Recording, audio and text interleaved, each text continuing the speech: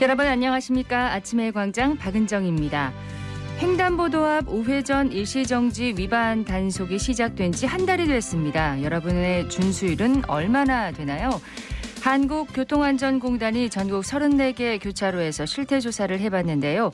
교통섬이 있는 경우에 일시정지 준수율은 31.7%, 일반 교차로에서는 47.6%에 머물렀습니다. 지역별로는 특히 경북의 준수율이 낮았습니다.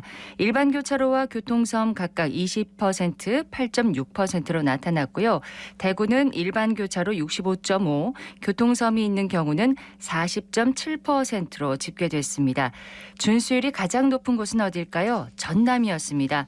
일반 교차로 97.7%, 교통섬 99.2%, 거의 100%에 가까운데요. 우리 지역과 차이가 많이 나네요. 오늘 보행자의 날입니다. 우회전 시 일시정지뿐만 아니라 신호와 규정 속도, 횡단보도 정지선 지키기 등 보행자의 안전을 지키기 위한 약속들 더 잘 지켜나갔으면 하는 바람입니다. 11월 11일 금요일 아침의 광장, 먼저 이 시각 교통 상황과 날씨 듣겠습니다. 서유리 리포터. 네, 먼저 고속도로 상황입니다. 경부고속도로 부산 방향으로 작업 구간 있습니다. 칠곡물류 150.2km 지점에서 칠곡 분기점 부근 146km 지점 4차로에서 졸음쉼터 설치하고 있고요. 반대 서울 방향 영천 분기점에서 동대구 분기점까지 소통 원활합니다. 중앙고속도로 춘천 방향 칠곡 나들목에서 가산 나들목까지 큰 어려움 없이 지나겠습니다. 이어서 시내도로 살펴봅니다. 동북로 복현 5거리에서 상격중학교 3거리 방향 복현 고가차도 중간 지점부터 정체되고, 달서대로 문화대 3거리에서 신당 4거리 방향도 답답한 흐름 보입니다. 역시 달서대로 위로 성서공단 끝지점 구라 2교에서 대청교 방향 구라 2교 3거리 내에 공사 중인데요. 1차로는 차단돼 2, 3차로로만 통행 가능하고 일대 교통이 혼잡하니 참고하시기 바랍니다. 끝으로 날씨입니다. 오늘 대구와 경북의 하늘에는 가끔 구름 많겠고, 동풍의 영향으로 경북 북부 동해안에는 오늘 오전에 빗방울 떨어지는 곳 있겠습니다. 낮 최고 기온은 19에서 22도 분포 보이겠고, 지역별 자세한 기온 살펴보면 대구 21도, 경산 22도로 어제보다 1도가량 높거나 비슷하겠습니다. 일교차가 15도 내외로 크겠고, 대기 정체로 미세먼지 농도도 높으니 건강관리에 유의하시기 바랍니다. 현재 대구의 기온은 9.2도, 습도는 76%입니다. 지금까지 서유리였습니다. 지역 시사정보 프로그램의 중심, KBS 대구 제1라디오 아침의 광장을 듣고 계십니다. 금요일 아침의 광장입니다. 8시 33분 지났습니다. 자, 오늘 아침 지역의 주요 뉴스부터 정리해 보겠습니다. 뉴스민의 천영길 기자, 오마이뉴스의 조정훈 기자 함께합니다. 어서 오세요. 네, 안녕하십니까. 예, 첫 소식 뭔가요? 네, 대구 강북경찰서가 지난달 25일에 있었던 매천시장 화재 당시 일부 스프링클러가 작동하지 않은 것을 확인했다고 어제 밝혔습니다. 이 경찰에 따르면 이 매천시장 화재 장소인 농산 A동에서 발화 지점으로 추정되는 곳에 이 스프링클러 2개 밸브가 잠겨 있던 게 파악이 됐습니다. 2개가요? 네, 이 스프링클러는 3.25m 간격으로 떨어져 있었고, 이 밸브는 구역을 나눠서 총 5개 설치가 되어 있었습니다. 하지만 발화 지점 인근에 밸브 2개가 잠겨 있었는데요. 이 도매시장 관리사무소 측은 외부 업체를 통해서 진행한 정밀 점검에서 이 스프링클러 결함을 발견해서 이달 20일까지 지적사항을 보완할 예정이었습니다. 네. 이에 대구시가 점검과 수리를 위해 스프링클러 밸브를 잠궈 놓은 것으로 확인이 됐는데요. 이 소방점검 조치명령 기간 중에 밸브를 잠궈둔 사실에 대해서 지금 법리적 검토를 하고 있다고 이 경찰은 밝혔습니다. 이 소방시설법에 따르면 이 소방시설의 점검과 정비를 위한 이 폐쇄 차단을 할 수 있다, 이런 규정이 있기 때문인데, 그렇군요. 일단 법리 검토 중인데 스프링클러가 작동을 제대로 하지 않아서 화재로 이어진 것인지, 이 부분에 대해서 앞으로 수사가 좀 이어질 것으로 보입니다. 네, 또 하필 또 발화 지점에서 가까운 밸브가 잠겨 있어서 네. 또 피해를 또 키웠지 않았나 안타까움이 있네요. 소식을 하나 더 듣겠습니다. 네, 야권이 이태원 헬로윈 참사 진상규명을 위한 국정조사 요구서를 제출했는데요. 지역 정치권에서도 진상규명과 책임자 처벌 그리고 국정조사를 요구하고 나섰습니다. 정의당 대구시당은 어제였습니다. 오전에 동성로 한일극장 앞에서 기자회견을 열었는데요. 국정조사로 실시를 위한 범국민 서명운동에 들어간다 이렇게 밝혔습니다. 한민정 대구시당 위원장은 진정한 애도와 추모는 진실을 규명하고 책임자를 명백히 가리고 처벌하는 것이 되어야 한다 이렇게 주장을 했는데요. 지금부터는 정치가 해야 할 시간이라면서 국정조사 촉구 서명운동에 대구 시민들이 힘을 모아달라 이렇게 호소를 했습니다.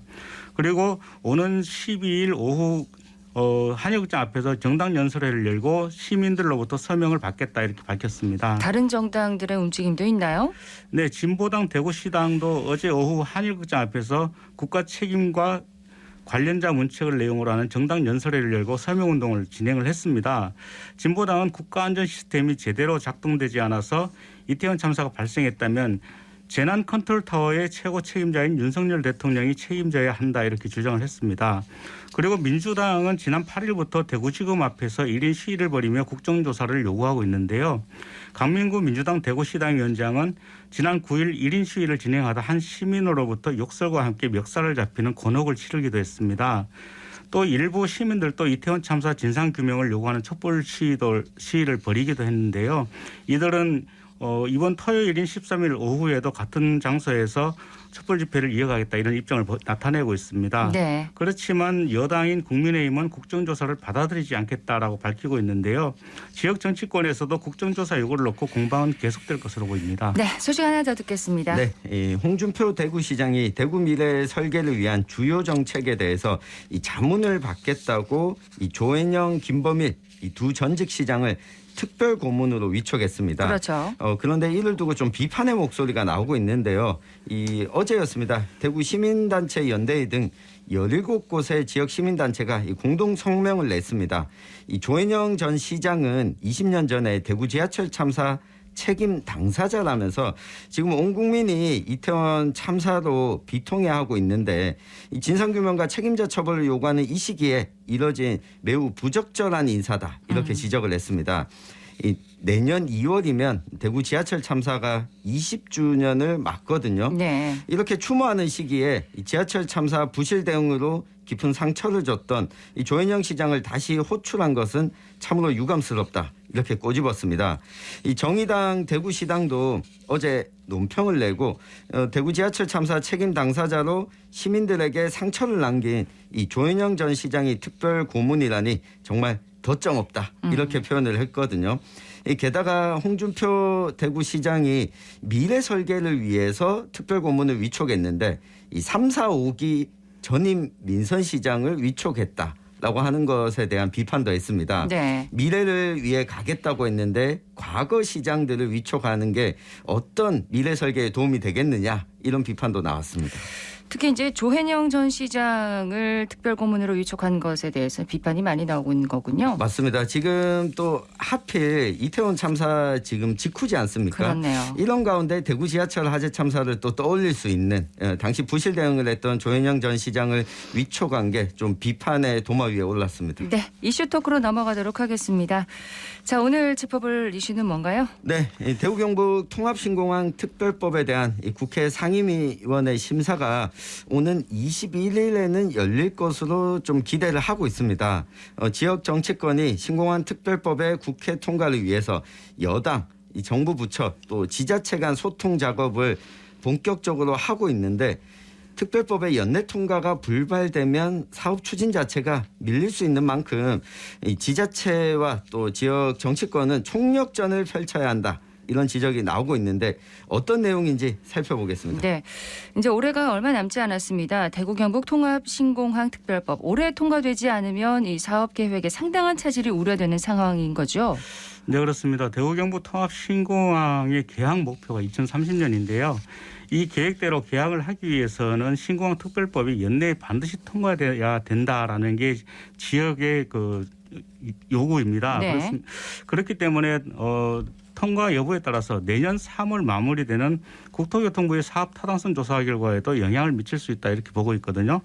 또 특별법이 통합신공항을 유사시 인천국제공항의 대체공항이자 중남부권의 중추공항 역할을 할 수 있도록 규정을 했는데 올해 안에 통과되지 못하면 대우경북이 추진 중인 3.8km 길이의 활주로 그리고 화물터미널 등 중추공항으로서의 그 지위나 규모가 매끄럽지 반영되지 못할 가능성이 높다 이렇게 보고 있습니다. 네. 또 사업 진행 속도에도 상당한 영향을 미치게 되는데요. 특별법의 의제 처리와 부담금 면제 등 특례 적용을 담고 있는데 만일 특별법이 없다면 공항 건설은 물론 종전부지 개발 그리고 교통망 또 공항 산단 조성 등 여러 연계 사업들이 각종 규제와 행정 절차를 모두 개별적으로 거쳐야 되는 어려움을 겪게 됩니다. 여기에다 최근 부동산 경기 침체 그리고 고금리 여파로 정부의 재정 지원이 더욱 절실해지기도 하는데요. 최근에 레고랜드 사태 이후에 지자체에 대한 신뢰도가 무너지면서 정부가 기부대 양육 사업의 불확실성을 줄여주지 않는다면 사업 추진이 마냥 밀릴 수밖에 없는 상황입니다. 예. 그런데 윤석열 대통령도 또 이재명 더불어민주당 대표도 대구 경북 통합신공항 건설을 적극적으로 이제 지원하겠다 이렇게 약속을 했었습니다. 네. 그래서 더 특별법 통과를 낙관했던 분들이 많이 계시거든요. 네, 아마 대통령 선거운동 기간에 기억하실 겁니다. 이 윤석열 당시 대선 후보가 이 동대구역 광장 앞에 와서 홍준표 이 대구시장이 언급했던 이 대구 경북 통합신공항 특별법 공항과 관련해서 네. 예, 형님 이렇게 아주 이 적극적으로 지원하겠다 의사를 표현을 했었는데요. 이재명 민주당 대표 역시 이 대구 경북 통합신공항 국비 지원과 특별법 제정 의사도 밝힌 바가 있었습니다. 그래서 지역에서는 통합신공항 유치에 대한 긍정 여론이 빠르게 확산되면서 기대감도 커졌는데 윤석열 정부가 의지는 여러 차례 보였는데 이 특별법 제정을 두고서는 별다른 메시지는 내놓고 있지 않습니다. 아직까지요. 네, 주호영 국민의힘 원내대표가 지난 8월에 이 신공항 특별법을 대표 발의했는데 이게 특별법에 대한 각 부처의 입장도 지금 현재까지는 원론적인 수준에서 좀 머무르고 있습니다. 이 적극적으로 이 법안 통과가 필요하다 이렇게 공개적으로 나서는 지금 부처는 없는 상황이거든요. 그렇죠. 네, 이 이재명 민주당 대표 역시 상황이 좀 다르지 않습니다. 이 주호영 대표가 신공항 특별법을 발의할 당시에 이 대구 경북 신공항 건설 조속 추진을 이 대선 공약으로도 제시했었고 민주당 차원의 협조를 이끌어내겠다라고 하는 의사를 대구에 와서 다시 밝히기도 했었거든요. 네. 그런데 뭐 최근 들어서 이 본인의 사법 리스크 대응에 또 집중하고 있는 데다 이태원 참사에 대한 정부 책임론을 고리로 해서 이 국면 전환을 시도하고 있다 보니까 이 대구 경북 통합신공항 특별법에 좀 관심을 집중해서 두기는 어려운 상황이 됐습니다. 근데 이제 정부 각 부처의 입장이 원론적인 수준에 머무르고 있다는 뜻은 어떤 뜻인가요? 네, 그 지역 정치권에서는 대구 경북 신공항 특별법의 상임위 심사에 앞서서 정부 부처 의견을 청취를 했습니다. 그런데 예비 타당성 조사 면제라든지 기부대 양여로 했을 때 예산이 부족한 부분에 대해서 국비 지원 등 대구 경북 신공항 특별법 핵심 조항에 대해서 정부 부처에서는 좀 부정적인 기류가 감지되고 있다 이런 이야기가 나오고 있는데요. 네. 건전 재정을 슬로건으로 내세운 정부 입장에서도 예타 면제라든지 기부대 양역 부족분 국비 지원 항목이 포함된 대구 경북 통합 신공항 특별법에 협조를 하기가 쉽지 않은 게 아니냐 이런 분석이 나오고 있습니다. 그리고 국비 지원을 한다면 기부대 양여라는 사회의 대원칙이 훼손된다 이런 기류도 강한 것으로 전해졌습니다. 그러니까 원론적인 입장이라는 게 이제 부정적인 의견이 많은 것 같은데 네. 이 정치권의 분위기는 어떻습니까? 여소야대 전국이어서 민주당의 협조가 지금 절실한 상황 아니겠습니까? 맞습니다. 이재명 민주당 대표가 이 당대표 선출 전인 7월에 국민의힘과 별도로 이 신공항 특별법을 직접 발의하겠다.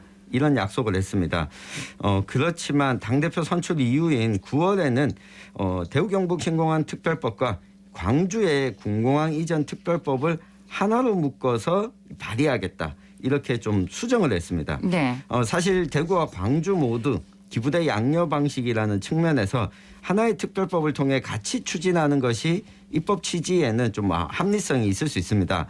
다만 대구 경북은 어느 정도 절차가 진행된 상황이고 광주는 아직 속도가 더딘데 이 속도를 좀 서둘렀으면 하는 바람이 이 지역에는 있습니다. 네. 아무래도 민주당 소속의 국회의원이 이 대구 경북에는 없는 상황이고 이 국민의힘과 국정 운영을 두고 대치 중인 상황이라 보니 민주당 입장에서는 이 속도가 별로 아쉬울 게 없는 상황일 수 있습니다. 지역 정치권의 대응이 참 중요할 것 같습니다.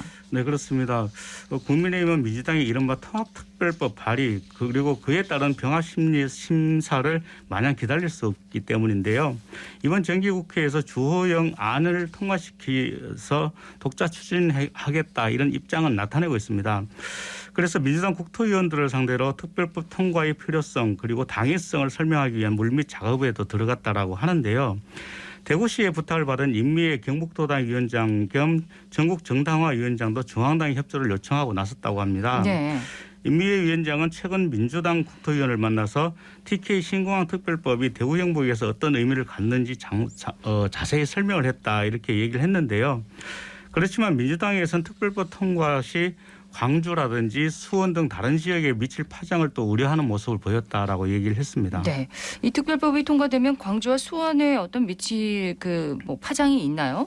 네, 이게 국비 지원 항목이 있기 때문인데 기본적으로 기부대 양여 방식인데 부족분에 대해서 국비를 지원할 수 있다라는 건데 그러면 군공항 이전을 추진하고 있는 광주와 수원의 경우에는 이 국비 지원이 빠져 있게 되면 이 지역에서도 불만이 나올 수가 있는 겁니다. 요구할 수 있겠네요. 네, 지역 정치권에서는 이걸 같이 검토하자는 데 대해서 이 광주와 수원의 경우에는 이 군공항만 이전하자라고 하는 거기 때문에 대구 경북과 상황이 좀 다르다.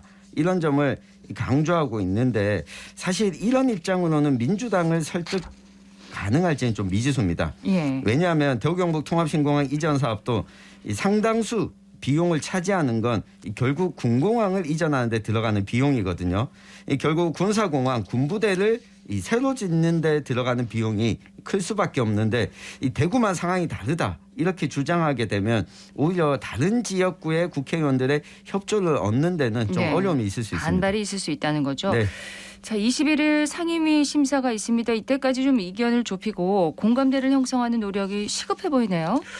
네, 그렇습니다. 지금부터라도 21일까지 불과 며칠 남지 않았습니다. 그렇기 때문에 TK 신공항 특별법 국회 통과를 위한 여야 간 공감대 형성의 골든타임이다 이렇게 얘기를 하는데 그렇지만 상당히 어려워 보입니다. 지금 제가 며칠 전에 야당 민주당 국토위 간사인 최인호 의원하고 전화통화를 했었는데요. 네. 최인호 의원은 대구 경북 통합신공항 특별법이 여야가 논의된 안건에 포함되지 않았다 이렇게 밝혔습니다.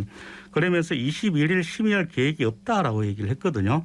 또 민주당 국토위 전문위원은 주호영 의원이 발의한 특별법에 이용빈 의원이 대표 발의한 군공항 이전 및 지원에 관한 특별법 일부 개정 법률안을 포함을 해야 된다 이런 입장을 나타냈습니다. 네.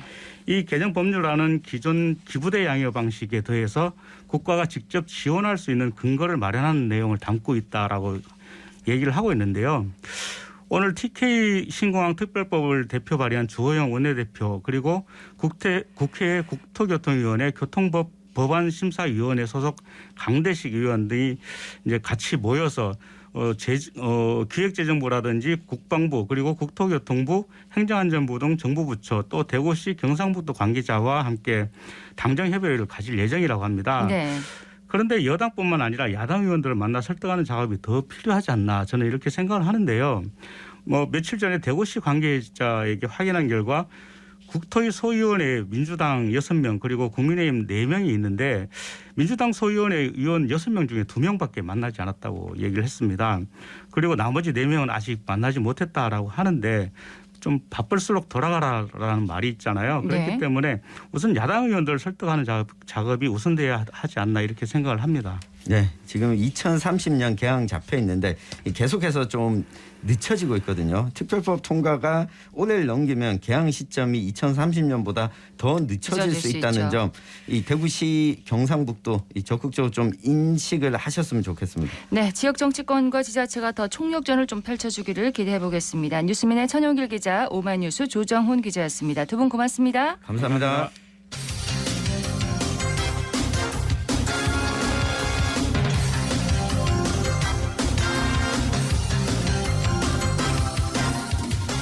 8시 50분을 향하고 있습니다. 우리 주변에 참 많은 건물들이 있습니다. 수많은 건물들을 볼 때 건축가의 의도와 또 의미를 한번 생각해 보신 적이 있으신지요? 건축에 대한 이야기를 들을 수 있는 현장이 있습니다. 윤가인 리포터 다녀왔다고요? 네, 안녕하십니까. 지난 화요일부터 대구 문화예술회관에서는 건축 사라진 근대를 만나다라는 주제로 2022 대한민국 건축문화제가 열리고 있습니다. 이 건축계에서는 가장 큰 행사인 만큼 대구의 사라진 근대 건축물 복원은 물론 건축 관련 안전과 또 공동 주거 시대의 건축 문화 등 다양한 전시를 만날 수 있었는데요. 2층 규모의 전시장을 이렇게 둘러보면서 건축물의 의미에 대해 다시 한번 생각해 보게 됐습니다. 현장 함께 둘러보시고 이번 행사의 자세한 소개까지 들어보시죠. 근대건축물제가 사라진 것까지는 저희가 실제로 잘 접하기는 어렵고 그거를 되살리기 위한 노력을 했는 건 있습니다. 지금 요게 지금 에코 한방 웰빙체험관인데 구교남 YMCA라고 지금 여기도 전시 공간으로 쓰고 있습니다. 네, 저게 지금 1974년에서부터 82년 정도까지의 변경되었던 내용들이 좀 들어가 있습니다. 안녕하십니까. 대구 경북건축가회 회장 이한호입니다.